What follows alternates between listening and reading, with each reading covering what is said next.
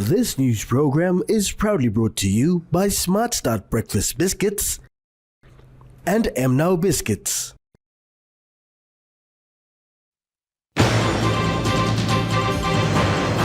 National Court sentenced 4 from cocaine bust. New mining and health ministers appointed. And the New Guinea Executive Club rebrand.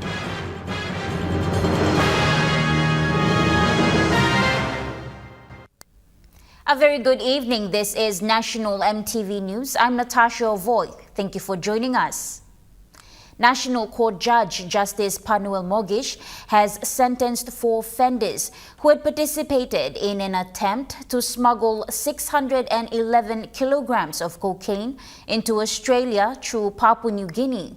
This took place at the Bomana Prison Courthouse in Port Moresby yesterday. The 4 offenders, Dominic Terupo, Shane Dikana, Morgan Mogu, were charged with aiding the crime suspect and smuggling goods under the Customs Act. The other offender is Carlos Atanasio from Italy, charged with 1 count of smuggling prohibited imports, namely 611 kilograms of cocaine into PNG on his yacht, to a failed attempt to smuggle it into Australia via airplane. It was stated in 2020 the offenders took part in an attempt to smuggle 611 kilograms of cocaine to Australia from a makeshift runway at Papalea village outside Port Moresby.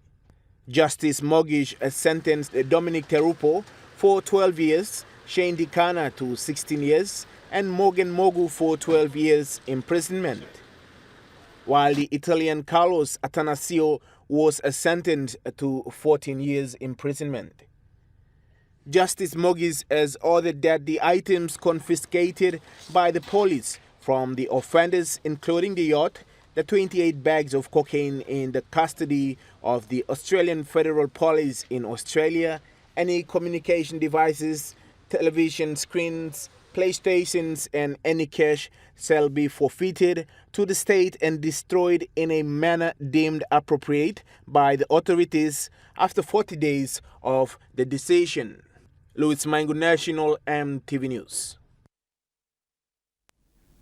The Commissioner of Police, David Manning, has announced the transfer of all personnel from the Royal Papua New Guinea Constabulary Major Crimes Unit to the Criminal Investigations Directorate in Boroko. This decision comes as part of a preemptive measure during ongoing inquiries into reports of improper influence from organized criminal groups within the unit. Commissioner Manning stated that internal investigations revealed a breakdown in integrity among some members. He emphasized the seriousness of collusion allegations, which warranted the immediate reassignment of police personnel. To restore professionalism, new measures are being implemented, including performance appraisals for the transferred officers. Additionally, members of the Special Investigation Team will temporarily fill the Major Crime Unit's role. The integrity of the Major Crimes Unit will be reassessed. From the review are submitted to RPNGC Executive Management Team. All individuals involved are considered innocent until proven guilty. James Guken, National EMTV News. Wawaria MP Mash Narawe has initiated a reconciliation ceremony between Wawaria District Development Authority and the WOW Police to allow services to resume. After nearly 3 months of a fallout in the working relationship between the Wawaria District Development Authority and the WOW Police, a reconciliation ceremony was recently performed. Relationships between the two suffered after comments were made during a media statement by Wawaria MP Mash Narawe criticizing the use of police personnel and resources to provide security for private investors. Mitok sore na, you can come one weekend na, you can walk so this is almost 5,000 kina. As a way of moving forward, MP Narowe initiated the reconciliation at the WOW police station, including the presence of Morobe Provincial Police Commander Jacob Singura. Mibla police, me talk MPS, me hare me talk. Why make some kind talk, kind spearable tromelo you me. But assembly member saw him all wrong. We are here to do our job. Me by staff supporting member DDA Vlongem CEO, PSC Vlomio Pan Mary, Mibla like him, wow, mas tennis. That is our mission. That is my mission. Plenty heavy come up lawyer. Wow, Bulolo, and district long country, the province na country, so again, big money long government person. That is our priority. That's why me too me making priority long make sure law and order must all right. Me to thank you long. Member on them CEO, officers please look stable me police na supporting me infrastructure, logistics. The brief exchange ended with the shaking of hands between police personnel and members of the DDA, marking the resumption of a functioning relationship. Jessica Nui, National MTV News, Lay. After members of Parliament resigned from their ministries, leaving vacancies in the cabinet, Prime Minister James Marape has announced 2 new ministers to take up portfolios today. Member for Pomio Elias Kapavore has been appointed Health Minister, while the member for Jimmy Wakegoi has been appointed the new Mining Minister. The swearing-in took place at the Government House in Port Moresby. Prime Minister James Marape, upon announcing the new Minister for Health, commended former Health Minister Dr. Tom Lino for his efforts during his time in office, also understanding the reference point in which Dr. Lino left to join the opposition team. And I want to place on record my sincerest appreciation for those who served earlier in those portfolios, the outgoing Health Minister, Wabek, who did his utmost best in the portfolio. He had issues with lawlessness that continues to permeate in Anga province.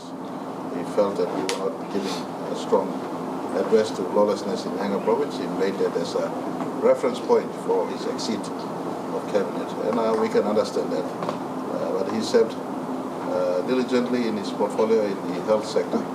Elias Kapavore has been appointed the new Health Minister with vast experience within the Department of Health. I want to announce that he's being replaced by an equally qualified man in the health sector who's got strong experience in the health sector, the Honorable Elias Kapavore, formerly a distinctive CEO of the East West Provincial Health Authority before coming to office. Under his tenureship, the West Pacific Provincial Health Authority, and Wanamo was the #1 hospital some almost 10 years back. So, seeing the need for us to ensure that the PHAs are functioning well, to give complement to the overall government focus in the health sector. He also declared the member for Jimmy as the new Mining Minister. To the people of Kundiawa, nothing against the present member who is still in a lengthy court process, but the mining portfolio needs to be occupied. It's an important sector. We got POGRA community benefit sharing agreement that needs to be concluded. We have a Wafi Golpu project that needs to be progressed. As soft as he is, he's a leader of high ethics and standing. And he's got strong experience on the ground up, been minister for some time.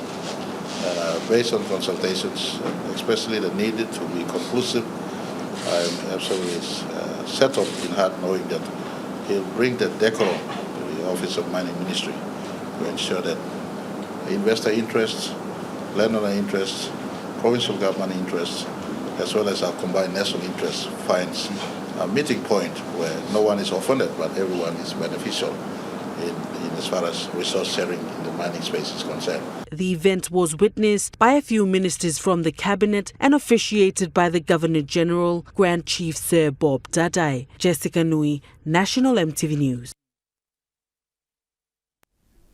Meanwhile, Prime Minister James Marape has left the country to attend the United Nations General Conference in the United States of America. He will be there till the 1st of October. Upon his departure, he announced that in his absence, Deputy Prime Minister John Rosso will be the acting Prime Minister.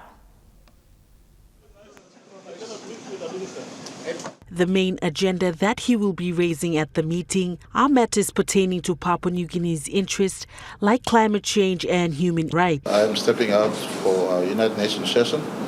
I am speaking on behalf of our people, our country, on a little after 12 o'clock on Friday, U.S. time. I will once again be addressing the United Nations on matters pertaining to PNG interests. And we'll be speaking this time around on human rights and preservation of individual human rights in the context of God-given freedom.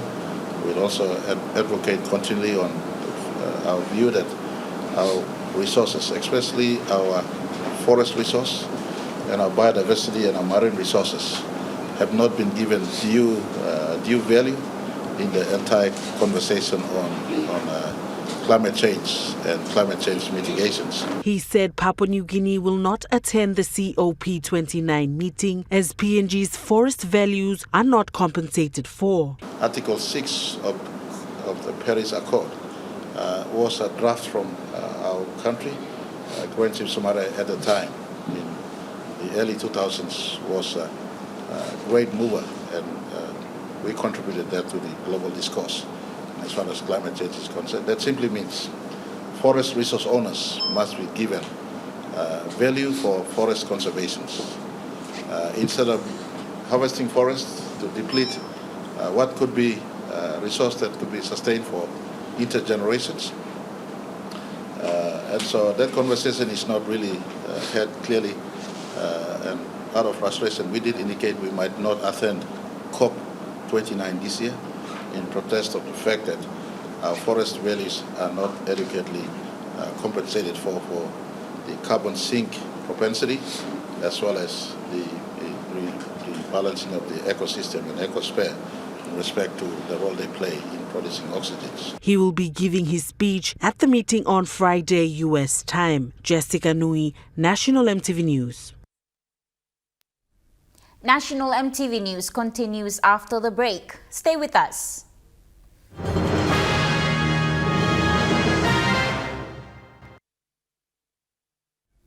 You're watching National EMTV News. Western Highlands Provincial Member Wairapa and the Provincial Police Commander Chief Superintendent John Sagom has issued a caution against disrupting the flow of power by cutting down trees after continuous blackouts in the province. Power blackout is becoming a very serious problem. Rappers said this irresponsible act not only poses a danger to public safety, but also disrupts the delivery of vital services to the province and business houses. He further highlighted that Mount Hagen has been suffering from continuous blackouts and called on the police to look into the matter. For Hagen and Western Highlands Province, we've been suffering for these kind of things. The power line is one very, very, it's an essential service that we are getting. It's an essential service that we are getting. And for people to physically put down lines like this, forcefully doing that, and it's a very serious problem they're causing. So, as governor and, leader of this province, I want to appeal to the police and the government and PNG power executives to seriously deal with this kind of people.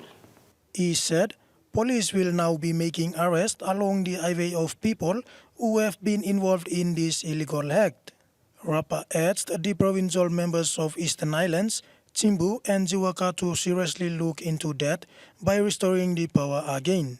Meanwhile, the Provincial Police Commander Chief Superintendent John Sagom said the disruption of the power supply occurred at the Kuchip tea plantation along the highway and is calling on community leaders to help restore the power supply. They are also giving this a stern warning now to the locals there, that if it means to mobilize all our efforts as the primary law enforcers, we will do so. And then whoever is responsible, the law will deal with him or her, or even the community at large. So this is our strong warning now to this community. And we appeal to the councillors and the leaders in the community, if there is truly a community in existence, then there should be also leaders there. The leaders are supposed to be assisting the police and the authorities to make sure that we get this power supply back. But if the community is not doing anything, the leaders will also be held responsible. We will hold them accountable because they are not even cooperating with the law. And if it means for them like they are harboring criminals, the law will deal with them. Edward Luke, National EMTV News, Mount Hagen. In a follow-up report, ACNOW PNG revealed many districts are failing to account for their spending of public money by providing financial acquittals. ACNOW highlighted that the Highlands region leads with the number of districts that fail to submit financial acquittals. Emphasizing that financial acquittals encourage transparency and accountability on how district support funds are being used, Information Coordinator for ACNOW PNG Kathy Tukne highlights this appalling revelation.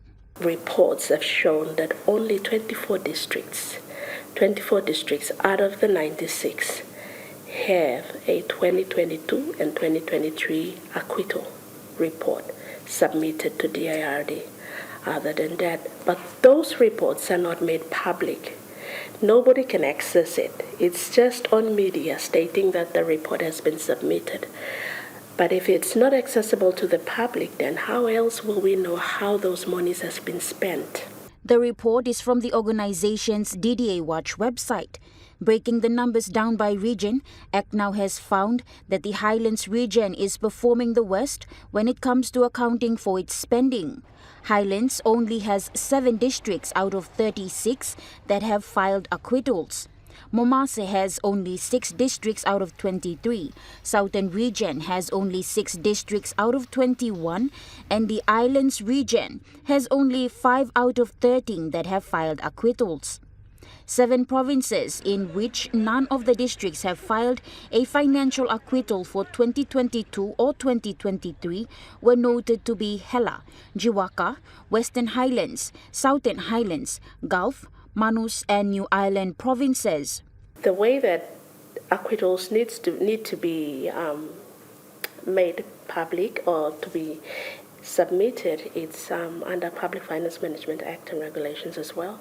ACNOW established the DDA Watch website in 2023 to provide the public with access to greater information about the activity of every district development authority, but has been shocked to find how little data is available. ACNOW, before it has launched this website called the DDA Watch website, we've written to all of the 96 districts. We've reached out to them, provided letters. We've reached out to all of the key departments, the Department of Rural Implementation.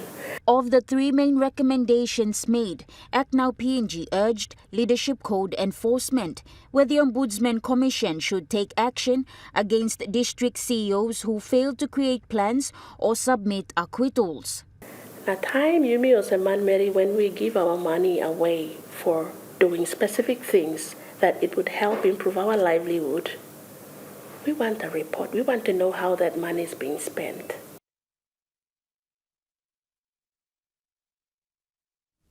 CEO for Air Niugini, Gary Seddon, officially launched the rebranding of the current executive club to Kumul Club yesterday. The loyalty programs were first launched in August of 2009 and currently have 127,000 destinations members and almost 7,000 Kumul Club members, whom 85% reside in PNG and 15% of members reside overseas. Launching the new Kumul Club, Air New Guinea's Chief Executive Officer Gary Seddon said the event marks a journey not only of rebranding but also a new image and destinations for Air New Guinea. To launch it with new benefits, with a new look to match where we want to go as an airline. So it's an incredibly exciting opportunity for us. The new look Kumul Club has three distinguished tiers. Firstly, the Kumul Club Premium, formerly known as Executive Club Gold, followed by Kumul Club Domestic, formerly known as Executive Club Silver, and Kumul Club Junior, formerly known as Miners Club. And New Guinea's Chief Commercial Officer David Glover said these packages are for annual subscription. Before I start, the good news is our Destinations loyalty program remains free to join under this rebranding, and the Kumul Club, the membership fees are unchanged. With our Destinations loyalty program, members earn points every time they fly, which they can redeem for future travel or for goods and services with any of our partners. Under the new Destinations program, we have 3 levels of membership. We have Silver, Gold and Platinum. Apart from rebranding, Air New Guinea also introduced the status points system, the airline's way of recognizing and rewarding loyal members based on their travel. Under status points, customers can accumulate points together with the destination's loyalty points to reach the different Kumul Club membership tiers every time they travel with Air New Guinea. Louis Mangu, National EMTV News. Tanguar Resource Owners Development Association has been officially launched at Malas Village in Sumkar, Medang Province. The new association has been created by the locals to preserve the community's natural biodiversity and promote sustainable land use for a better future. Governor for Medang Province, Ramsey Pariwa, together with officials from USAID Lookout Team Ground Program and the Nature Conservancy, were there to officiate the launching. Governor Pariwa, in his address, encouraged the locals to take good care of the environment.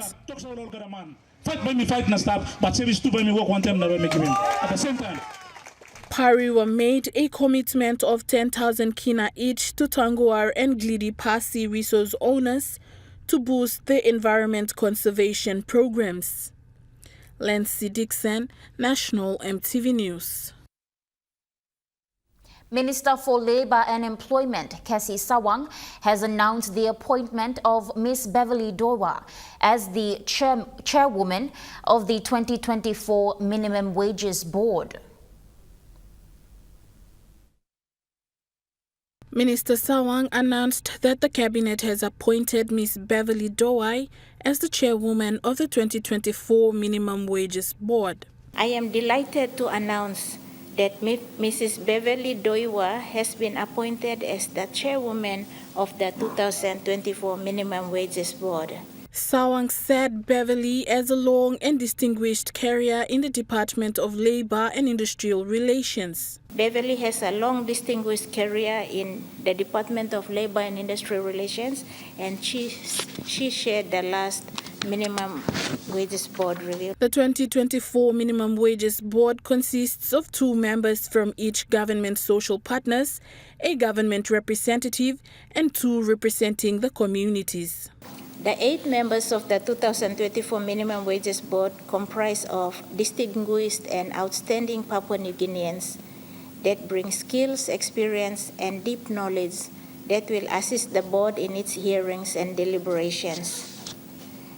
The board includes 2 members each from the government social partners, which is the employers and the workers of the unions, a government representative, and 2 community reps. Minimum Wage Board Chairwoman Beverly Dowa expressed her gratitude to the minister and the cabinet for trusting her with the responsibility. To the minister, I thank you.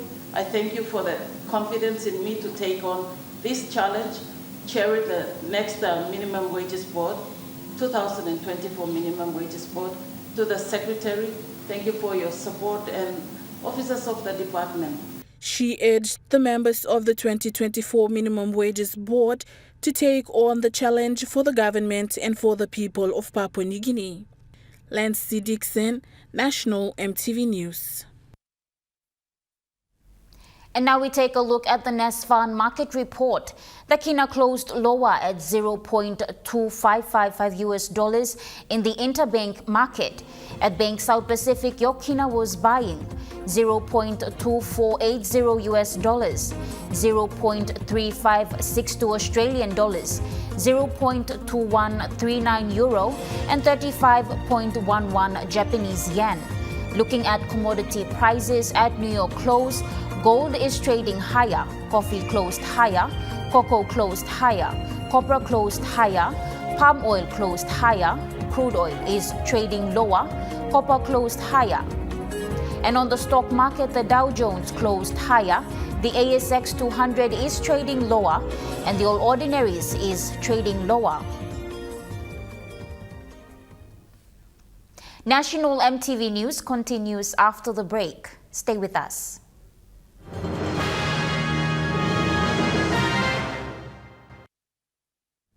You're watching National EMTV News. Residents of Koki Village can now return their polyethylene terephthalate or PET plastic bottles for recycling through a partnership between Coca-Cola Euro-Pacific Partners PNG and Brains Recycling. A recycling event was held yesterday where Branis Recycling set up a temporary collection site and offered 1 kina for every kilogram of PET bottles received.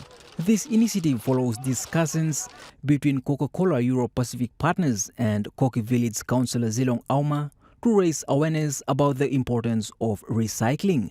Tim Soli, Coca-Cola Euro-Pacific Partners Sales and Commercial Director, noted that the success of last year's PET recycling scheme in Port Moresby, which now collects about 25% of PET bottles in the nation's capital. So the reason we're collecting is because we're mindful that we're putting quite a bit of PET plastic into the environment here in Papua New Guinea. And obviously we have a sustainability agenda and we want to make sure that we're actually being sustainable in what we do. So what we've done is create a scheme whereby we pay one kina for every kilo collected of PET. We then use our partner Branis Recycling, who then sends it to a Malaysian recycler and actually gets converted into other PET products. He encouraged residents to collect and return bottles to earn money.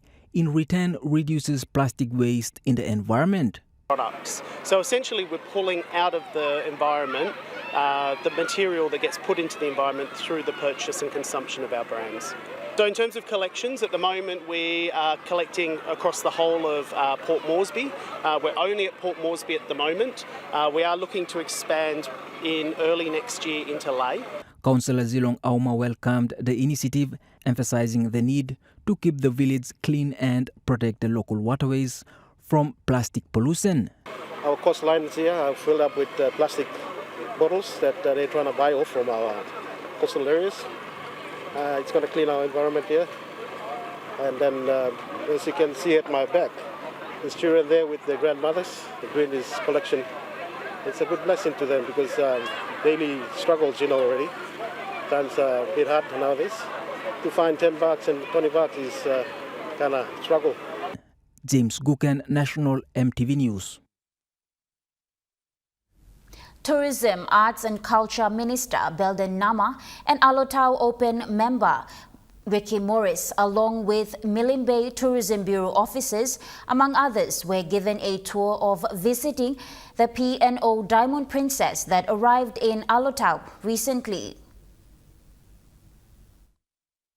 The P&O Diamond Princess, carrying about 2,670 tourists, sailed in from Manila, Philippines on a 6-day voyage, graced the Alotau port. Minister Nama said the Diamond Princess was one of the many cruise ships that graced the shores of Alotau and Papua New Guinea, bringing in much foreign exchange into the country. Mr. Nama shared that he hoped in his capacity as the Minister for Tourism, Arts and Culture, he would improve port facilities in PNG like Alotau, where cruise ships dock.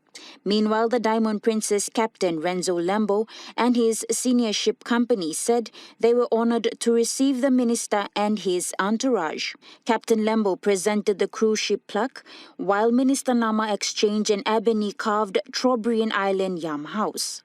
The tour took place after the presentation of sponsorship check to the National Canoe and Kundu Festival. The PNG Power Limited, Amnesty and MeBank conducted its third cash collection awareness at Gaire Village this week. The pilot cash collection was carried out in Boira Village last month, then at Morota too. The PNG Power Limited Amnesty and MyBank partnership allows power consumers to pay their bills remotely through their registered accounts with MyBank. Since the launch of PPL Amnesty program in 2022, a total of 29,154 non-paying illegal consumers have registered under Amnesty.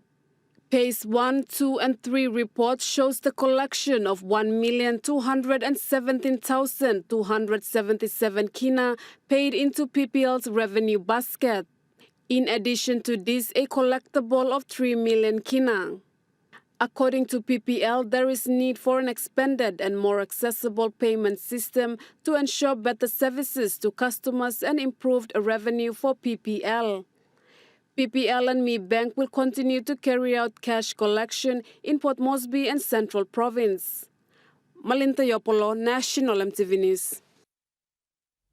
The Australia Pacific Training Coalition have certified 102 students with Australian qualification skills in technical, hospitality and commercial cookery today in Port Moresby.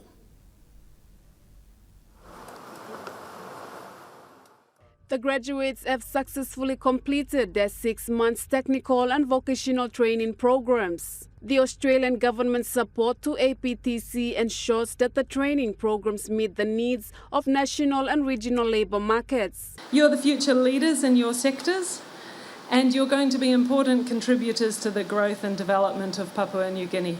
Since the establishment of APTC, the institution has graduated 4,310 Papua New Guineans. It is a remarkable achievement that speaks volumes of the dedication of both the students and APTC. This is not just a number, but a testament to the growing human capital that will shape the future of our great nation. From the 102 graduates, 60 females have received certificates in technical fields. Father Yan Zuba urged the graduates to build networks and further their studies.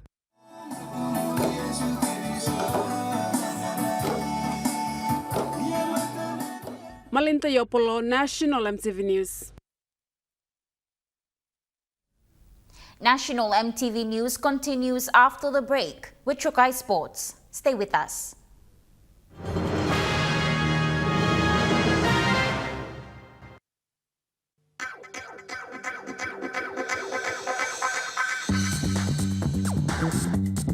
Trukai Sports.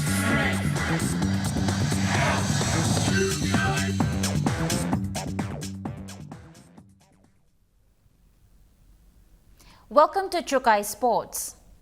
The Port Moresby Soccer Association, after successfully ending Round 2, Week 18, will be heading into Week 19 this weekend, with games bound to stir up intensifying matches. Clubs will vie for top placing, indicated on the points ladder. The points ladder for the 6 divisions has seen clubs vie hard to keep their placing, with Munkas leading the Premier Men's and Women's division. In the Under-19 youths, FC Genesis are leading the ladder with 51 points, with Munkas and Cloudy Bay on 47 points and Keleruna behind. In the Men's Division 1, Cloudy Bay is leading with 39 points and Murat NCD, Keleruna and C. Edla placing after. while the men's Division 2 has Borders leading with 35 points, Omad and FC Kula with 34 points, and Finance in 4th place. In the men's Division 3, Defense is leading the ladder with 50 points, with Gosi Agu, Rai Owai, and Rigo Eagles with chronological points behind. Competition manager Joseph Ames said points ladder for Women's Premier, Men's Division 2 and 3, and Under-19s are bound to change as club delegates to finalize those division points. Claire Mauta, Trukai Sports. The Hidomo Nines tournament, after securing sponsors, are gearing up for November to host its second year-round tournament. Tournament President Noel Arias said they've secured sponsors from Nestle, Trukai Industries, Digicel, and local business, Safe Play Builders, and the support of their governor and member for Alotau District. Arias said teams are gearing up from all over the nation, with the standouts from last year's Cup defenders, Ave Rugby League, Hanuabada Hawks, Koita Cowboys, from Papa Village, who beat the Hidomo in the plate grand final. Arias gave the rundown of the tournament, stating that on the 6th to 7th will be the pool rounds, 8th Culture Day, while 9th will be the finals. Arias said preparations are well underway with 16 teams already on board. Meanwhile, Arias is announcing that there will be a fundraiser on the 12th of October, during the day at Mari Barracks, and in the night, a fundraising dance at Cosmopolitan to go towards the tournament. Claire Mauta, Trukai Sports. Trukai Sports continues after the break. Stay with us. Trukai Sports. You're watching Trukai Sports, and now moving to overseas sports. The stage is set for the AFL Grand Final this weekend, and Sydney Swans captain will be put through his paces to prove his fitness for the big game. Mills missed the Swans' prelim win over Port Adelaide after straining his hamstring days after the qualifying final. Coach John Longmire says he trained pretty well Monday but will have a full training run today. Logan McDonald is expected to be fit. He was subbed out of Friday's match with a sprained ankle. And the Lions are flying south to Melbourne today. The team held an open training session at Springfield yesterday with thousands of fans rocking up to cheer them on. The Lions need to decide who'll replace the injured ruckman. In the women's AFL, Richmond has made it 4 wins in a row, beating Port Adelaide in slippery conditions last night. It wasn't the most accurate game. The Tigers kicking 6 goals 12-48 to the Powers 3 goals 9-27. Tigers captain Katie Brennan, though, she led from the front with 3 goals. We do need to keep an eye, though, on Maddie Shelvin. She could be in doubt for the next match. She went down with an ankle injury.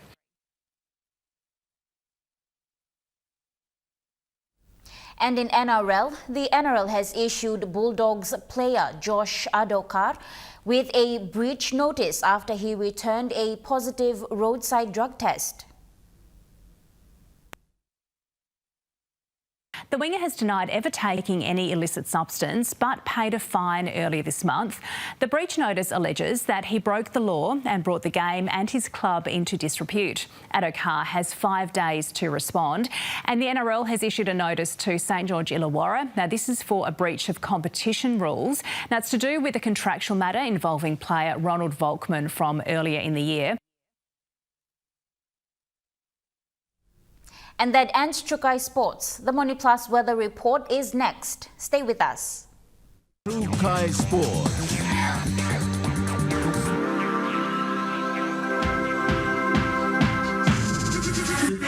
Trukai Sports.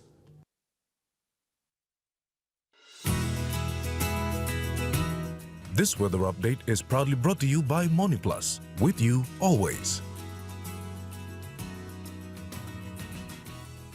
And now looking at the weather report for the next 24 hours. In the southern region, Port Moresby City, partly cloudy with chances of brief evening drizzles and inland thunderstorms. And Popondetta, cloudy with brief rain showers and possible thunderstorms.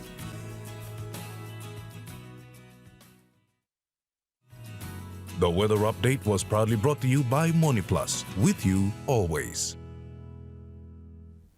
And that wraps up the news, sports and weather for Wednesday, the 25th of September 2024.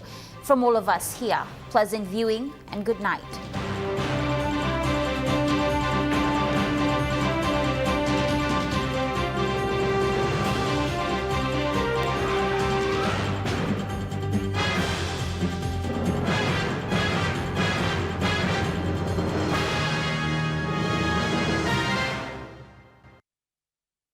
This news program was proudly brought to you by Smart Start Breakfast Biscuits and Gold Nuggets.